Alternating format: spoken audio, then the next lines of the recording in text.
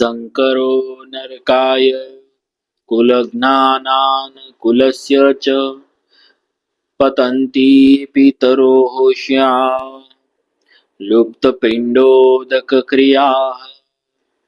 वर्ण मिश्रण से पैदा हुए वर्ण संकर संतान में धार्मिक बुद्धि नहीं होती। वह मर्यादाओं का पालन नहीं करता क्योंकि वह खुद बिना मर्यादा से पैदा हुआ है। इसीलिए उसके खुद के कुल धर्म न होने से वह उनका पालन नहीं करता, प्रत्युत कुल धर्म अर्थात कुल मर्यादा से विरुद्ध आचरण करता है।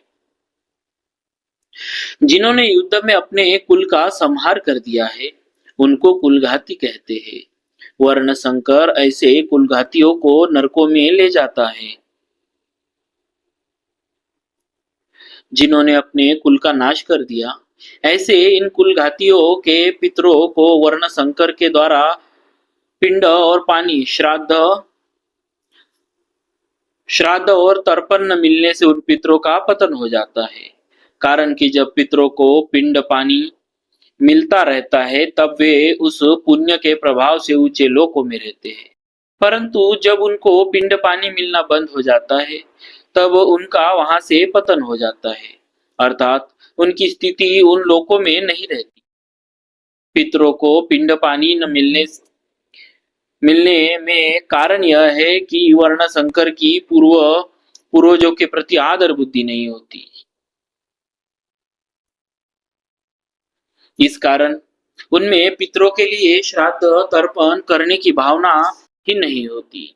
अगर लोग लिहाज में आकर वे श्राद्ध तर्पण करते भी है तो भी शास्त्र विधि के अनुसार उनका श्राद्ध तर्पण में अधिकार न होने से वह पिंड पानी पितरों को मिलता ही नहीं। इस तरह जब पितरों को आदर बुद्धि से और शास्त्र विधि के अनुसार पिंड जल नहीं मिलता तब उनका अपने स्थान से पतन हो जाता है। परिशिष्ट भाव। पितरों में एक आजान पितर होते हैं और एक मर्त्य पितर। पितर लोक में रहने वाले पितर आजान है और मनुष्य लोक से मरकर गए पितर मर्त्य है। श्राद्ध और तर्पण न मिलने से मर्त्य पितरों का पतन होता है। पतन उन्हीं मर्त्य पितरों का होता है जो कुटुंब से संतान से संबंध रखते हैं और उनसे श्राद्ध तर्पण की आशा रखते हैं।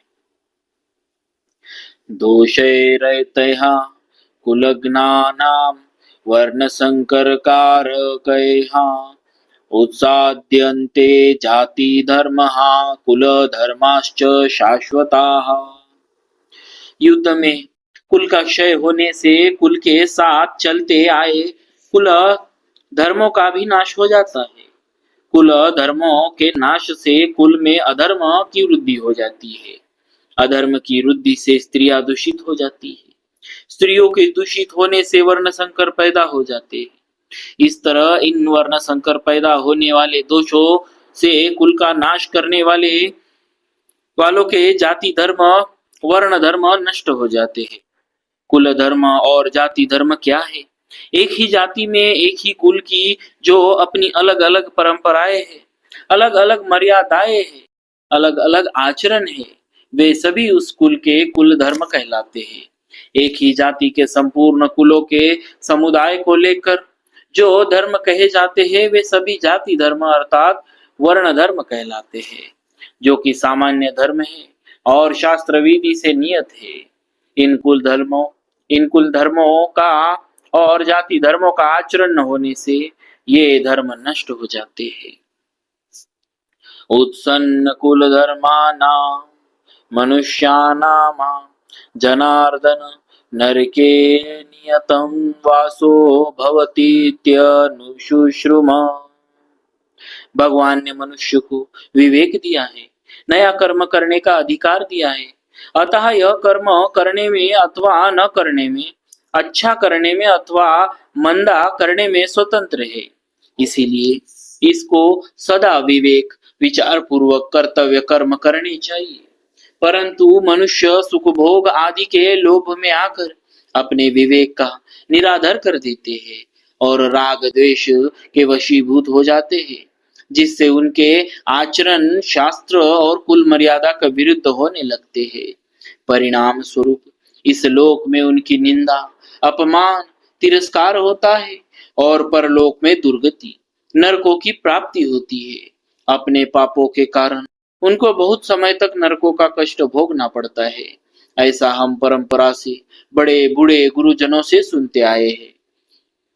पद में कुलघाती और उनके कुल के सभी मनुष्यों का समावेश किया गया है, अर्थात कुलघातियों के पहले जो हो चुके हैं उन पितरों का, अपना और आगे होने वाले वंश का समावेश किया गया है। बोलिए भक्तवत्सल भगवान की।